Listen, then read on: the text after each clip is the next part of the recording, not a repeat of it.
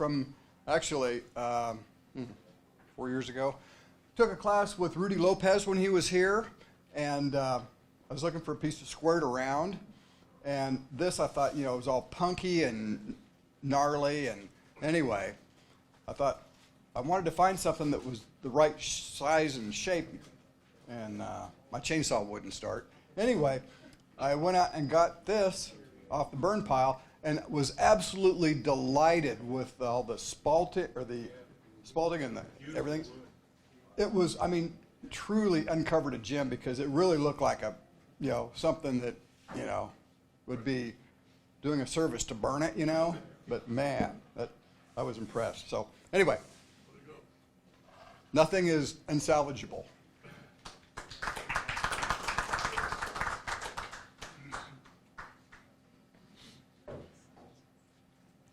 Well, this one is from all the little twigs that we had fallen down this past season, and I just cast them in epoxy, and it's excess epoxy from other projects, so that's why all the colors are different. And it's hollow, and it's kind of a pretty deal. How did you make it hollow? Pardon? How did you make it hollow? I cast it in a yogurt cup that my wife has, put it in a chuck, draw a hole through it, and Kevin's hollowing tool. Do half of one side, you got a hole through there, you turn it around to the other side and put it on a pin spindle and finish it off.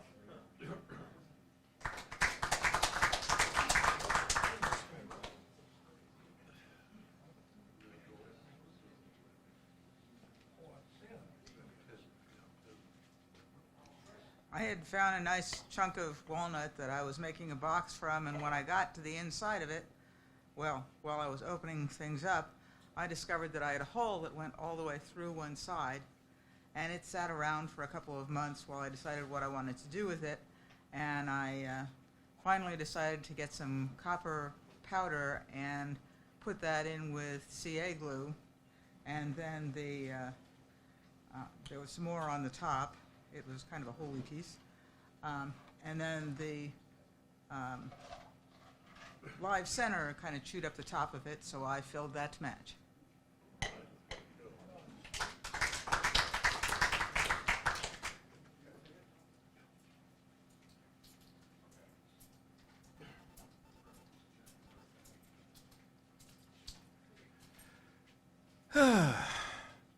This is a knot that suddenly flew out, so I filled it full of bluish sand, bluish green. Then I used the same thing on this because he said get something that nobody would ever turn, and this is the funkiest piece of wood I ever had. And then I made something nice, and this is a Ruth Niles bottle opener. What? It is a bottle opener. You bring it in from the bottom. You grab the lip here, put this on top, and it works that way. And also, it stands by itself.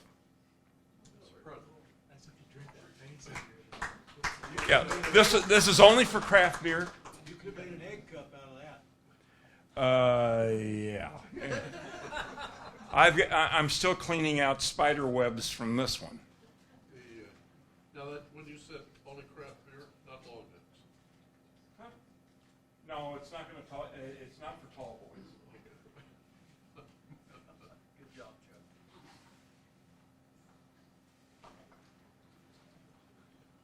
This is a true recovery. Many, many months ago, I went to a garage sale, and a fellow was selling tools for wood turning. And he said, here, take this with you. I can't do anything with it. So I thought, well, that'd be neat. It was very porous, open, and it must be related to walnut. But the issue is I got it home, put it on the lathe, and I got 2 turns of the lathe, and my tool was essentially worn off on the end. It had so much crystals in it that you could not cut it. And so I only had 1 carbide tool. And so I thought, first I'll just take the middle out of it. Maybe it's better in the middle. long story, I took the cutoff tool and I sharpened that, I think probably 7 or 8 times before I got through this. And so long story short, I threw it in the trash and said, I'm done with that. And so this challenge to go make something, was unrecoverable. Well, in the meantime, the carbide tool did come out. I used some urethane resin and no pressure, nothing. I just wanted to do this and get ready to do that burl over there. So long story short, I polished it, and you can't polish rocks unless you got diamond. So it was disappointing from the finish. You can feel it. And actually, as you turn it, the little pieces of rock will fly out when you hit them with the tool and create sparks. So you just got to keep on grinding. Anyway, it's a lot of fun to do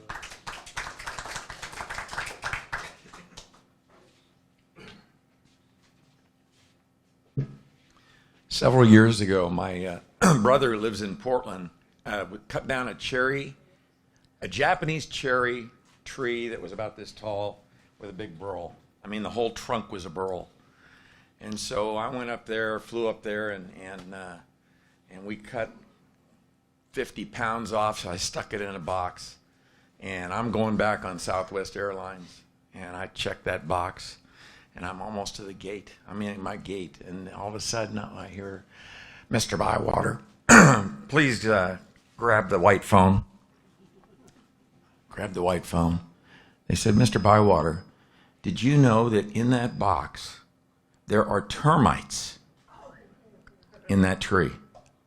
I said, well, you cannot take termites on an airplane.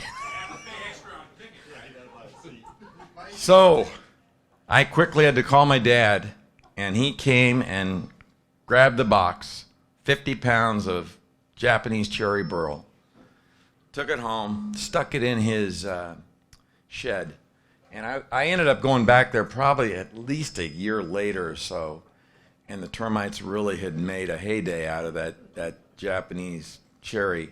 This is that Japanese cherry. So anyway, it was completely infested in the middle and everything, and it was, what do you do with that? So this is definitely an epoxy project, but what I tried to do is conserve the amount of epoxy that you pour when you're pouring it in, and because it's expensive. It's 90 cents an ounce. So anyway, I filled it full of the DAP of spray foam. It's like marshmallows. It doesn't expand as much, but it was in the middle there. And then I poured my epoxy in there, and I put it under the pressure pot. And the next day when I opened it up, the epoxy had shrunk all the way down to about to here. I couldn't figure out what happened. I thought, God, there must have been a lot of air bubbles trapped or something in there. Talking to Don, what it was, under pressure, that DAP shrunk.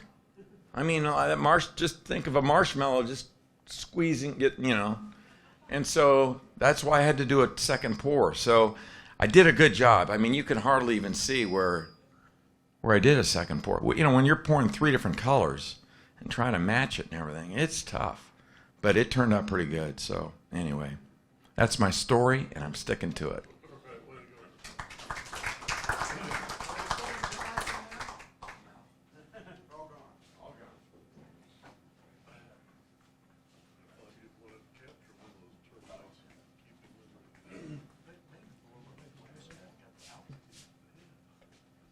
Good. This is mountain mahogany. I got it in Utah. Supposedly it grows above 5,000 feet on the west side of the Rocky Mountains, and it's evergreen, and it's a real nice hardwood. It moves a lot, and so this had a big crack in it. It cost me money, and I didn't like to throw it away. So I used a Japanese saw and cut a bunch of kerfs. Filled it with glue, and then put veneer in it. And structurally it was fine, but still wasn't aesthetically fine. This one I blame on Chris Coyne. I was turning the bottom of it and kind of blew it up a little bit, and I was getting ready to take it off, and he says, "No, that's a good one, man." Okay. And so I cut what do you call it? A mortise on this dogwood and put that on there and turned it and put another mortise on and put the top part of the box back on it. And where the worms lived, it's kind of fun. I don't know. So there's lots of different ways I think you can. It's moving. Oh, it's termites. No, I'm done.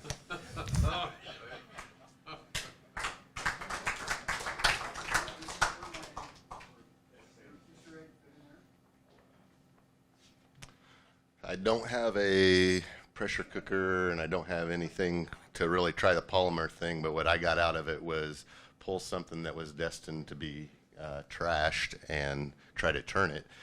Just so happened I came up last week and my office was pulling out some yew bushes along the building, and I just grabbed one of the root balls and took it to the car wash and sprayed the heck out of it and got most of the mud out of it and chopped off the end. And this is the bottom part. I've still got a piece that was kind of where the stem is. So all the roots were coming out from down here and dangling and everything. What I noticed is that the grain has obviously got all kinds of things going on, but I had never hit anything that had so much mineral inside the wood either. And for a guy that sharpens like once a week, I was turning around and sharpening every third turn or so on this thing. So it was a challenge, but I liked what we ended up with. It's just a little odd looking.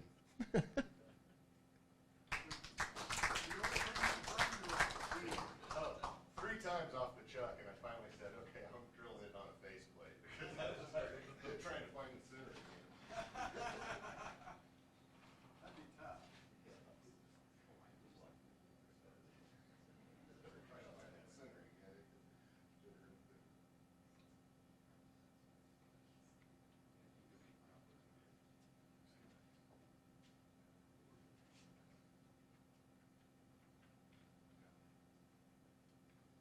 There's termites in there, Linda. Okay, anybody else? Okay. Oh, God. I wanted to hear about that. How you doing? All right. So had some storm damage out of my grandparents' farm. And came across this burl on a dogwood tree. And I went about, I put it on the bandsaw, set up the fence, cut it into 6 even slices, and sealed it in some epoxy resin, and then went to cast it with illuminite. First I did a water displacement test. I know some people were talking about how do you figure out how much resin you need. I had already decided on the proportions of my mold, so then I took my 6 pieces and I put them in a bucket of water, and I submerged them just enough so that I knew they were all underneath the surface of the water. And then I marked the bucket, took them out, poured in water until I got up to there and figured out how much fluid ounces. And then I was able to convert that into the cubic inches that it was going to take away from my resin to fill that space. So I was able to save myself eyeballing it because I'm not very good at that. Something I learned, I don't have a pressure pot. So this stuff, using the Alumilite, which is a urethane resin, really reacted with the moisture still in the wood. I thought just sealing it with epoxy resin would be good enough. Apparently not. You're seeing the nice version, but this had hellacious bubbles. It looked like a blizzard on top of here. And so I had to run it through the table saw to clean it up a little bit, and I've got to do the other side because I was had a bunch of epoxy work I wasn't expecting to do for tonight. But yeah, I'm going to turn it up, and then I've got some dogwood pieces that I need to wrap it out tomorrow and use for a base. So it should sit like this about.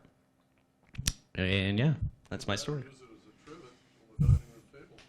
I could. Thank you.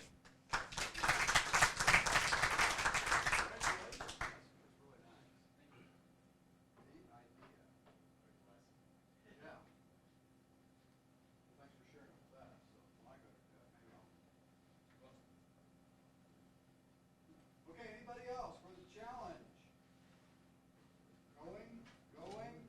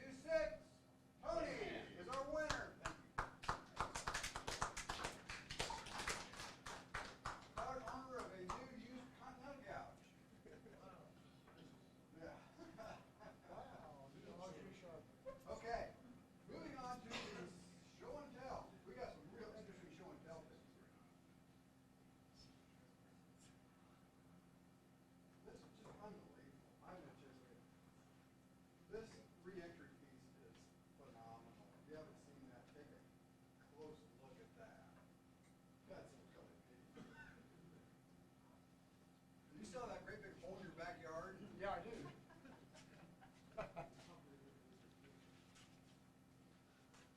Linda and I took down 4 large trees that were too close to the house, and they outgrew the house.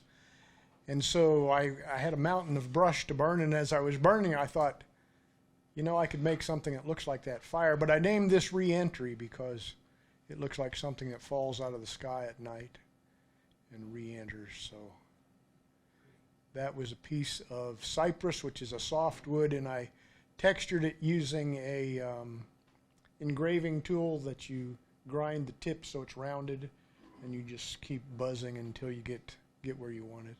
So.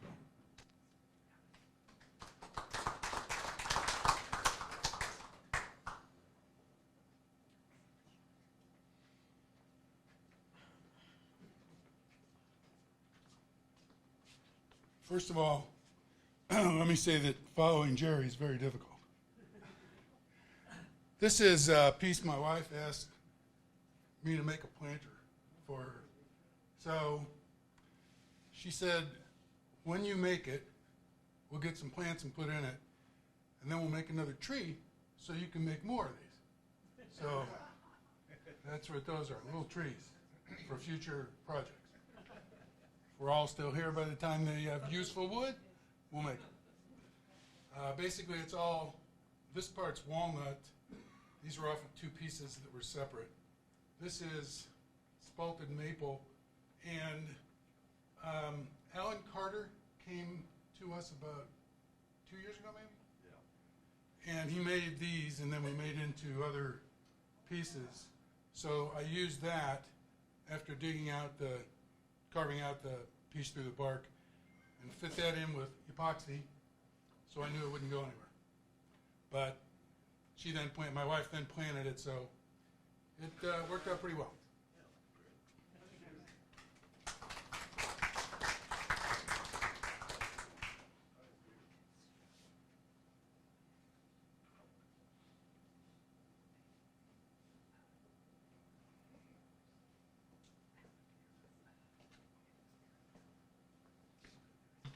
Okay, I got my month mixed up. Last month was tool making thing, but I made a handle.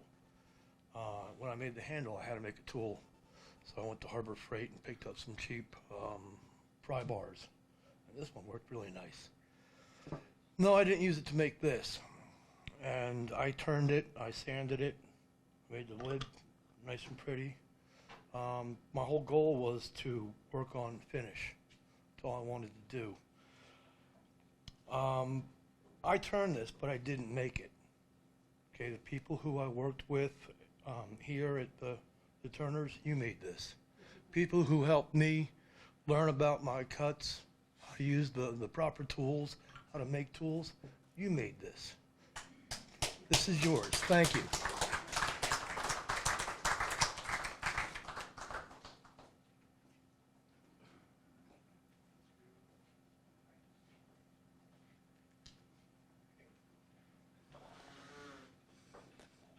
This was my first experience with silver maple. Responded to an ad in Craigslist that says burl, $20. I said, how can you go wrong with that? So I met the fella and bought the burl, took it home, left it in the garage for 3 or 4 months, weighed it, and so then I cored it, and I got 2 of the nice bowls out of that. And for my egg cup competition, there was a little burl that was associated, so it's a goose egg cup. My sister eats goose eggs. She's allergic to hens or chicken eggs. So that leaves us with the rest of the story.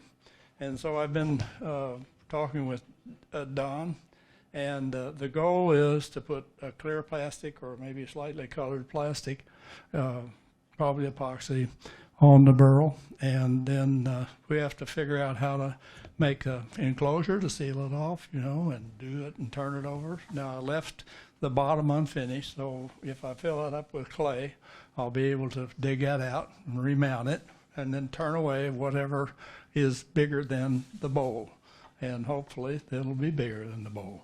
So that's, but if you didn't feel these, that silver maple is just absolutely slick. and it's probably the nicest sanding surface that I've ever done. So it's just, I think 800 is where I quit, but it's really good.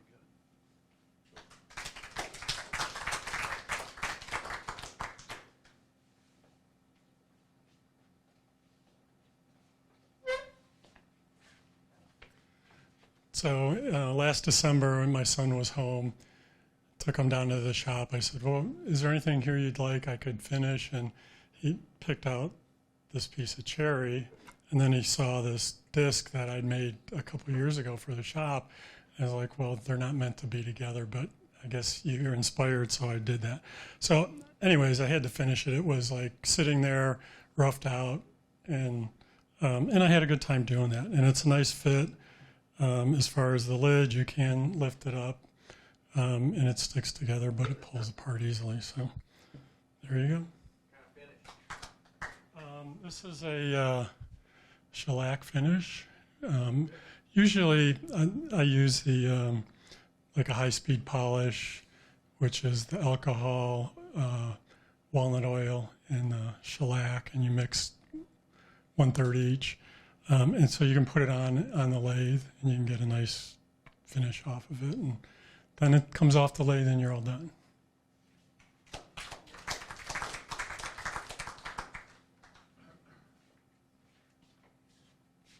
So after I did that vessel over there with the urethane epoxy or resin, what I wanted to try and do on this particular piece was to do a double pour. And basically what I mean is I poured the blue first, and then I put it back on the lathe, and I had to do a nice sharp cut. Well, as you can see, I made an error right there. It chipped away. So you got to be really careful with the resin, you know. I mean, if it dries too quickly, it gets real brittle. And anyway, so then I did the second pour, and so if you get a chance when you lift this up, I'm pretty proud of this. So this has got a neat lid where you just kind of set it there, and it just settles down. And when I did my beading, I guess, but it's a neat. It was a fun project, and carved this part, and then I painted that with milk paint, black milk paint, and then I experimented. This particular finish is the super glue finish, so I like it. Oh, and African blackwood. How'd you do the blue on the top? Okay, so that was an accident. So when I was pouring this blue part, oh, and the other neat thing is when you look through here, the light shines right through the blue, which is really cool. I should have put a little light in here, flicker light, and it would have you would have been able to see the light. But anyway, so this is all one piece of wood, and I cut my rabbet here, all right, and I trimmed away a little bit of the wood on this part, and it's in this container, and so I just poured my blue epoxy in there, and it settled on the surface, the top part of, this is all pear wood, and so I just when I pulled it out of the pressure pot, it was like that. So but basically visualize it so it's it's about that tall. So then what I end up doing is I ended up parting this piece off. So this is going to be my lid, and then I do my second pour, my black part, and then I put this on, and I'm going to kind of demonstrate how I do this next month with my wall buttons, but you can do lots of different things. And this is basically double stick tape, and that allowed me to then properly get this so that it just fit perfect.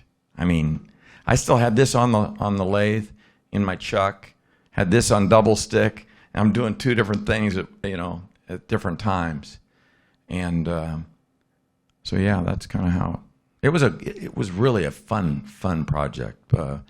I do have one more oops. A lot of time, most of the projects that I do, I leave on a chuck. I do not like to take them off the chuck because I can never get them re-centered. Maybe there's some here that can do that. I just haven't figured it out. So I leave them on my chuck almost always, and then when it's all done like this, then I part it off. Well, if anybody took a look here, I got an oops parting it off. But anyway, still a fun project.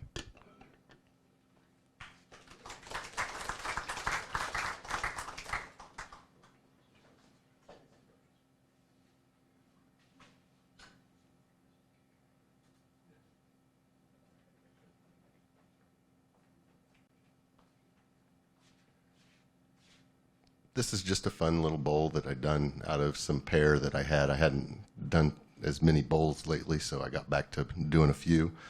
But this piece, the reason I brought it and wanted to show everybody is that when I purchased a rectangular piece of cherry, a couple of them back there, I went home trying to figure out how I can maximize the use out of the cherry.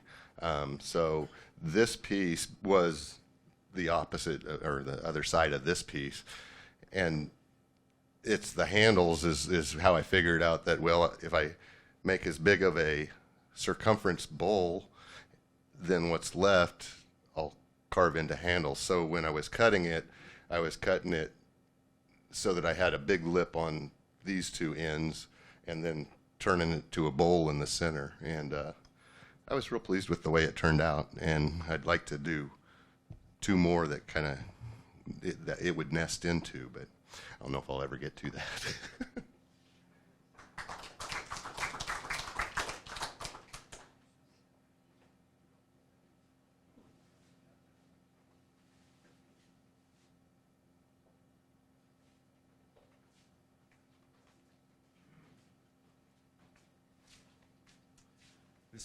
This was Chorion. Is Chorion. It's the stuff you make the cabinets or the cabinet tops out of.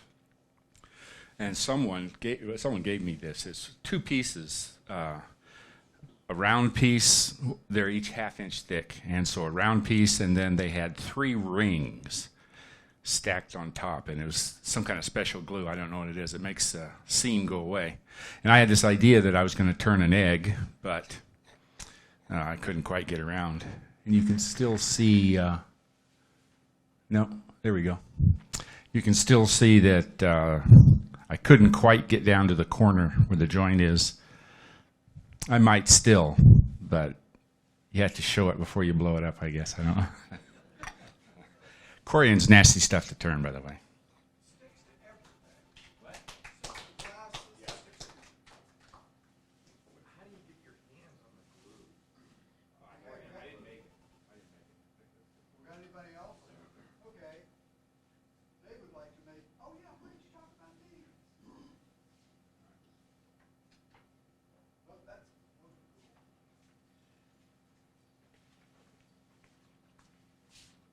This is the same burl that I make the pipes out of, and I used aniline dyes, grain alcohol as a carrier, and you can drink it while you work. I don't know what more to say. They're just regular old boxes.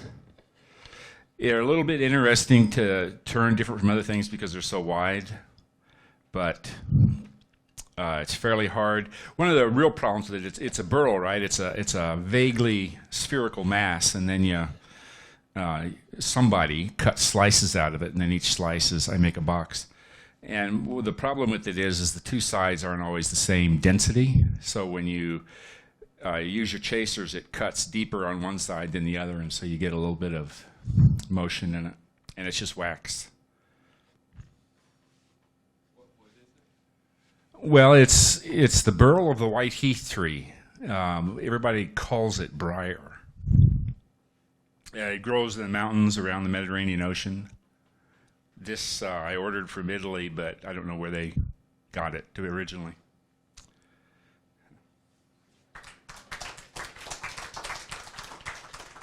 Okay, is that all of our show and tell participants? That's some incredible stuff. Jack, you didn't talk about your.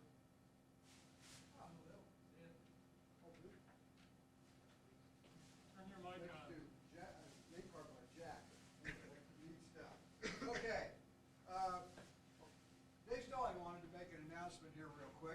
this will be of interest to some folks. For those of you who are bored and don't have things to do, I'm going to have my Woodturning on display at the Lenexa City Center for the month of May, and then we have a reception on the 16th of May, so we'll get the word out. It was done before I could get the microphone on. Okay. All right. That wraps up our show for tonight.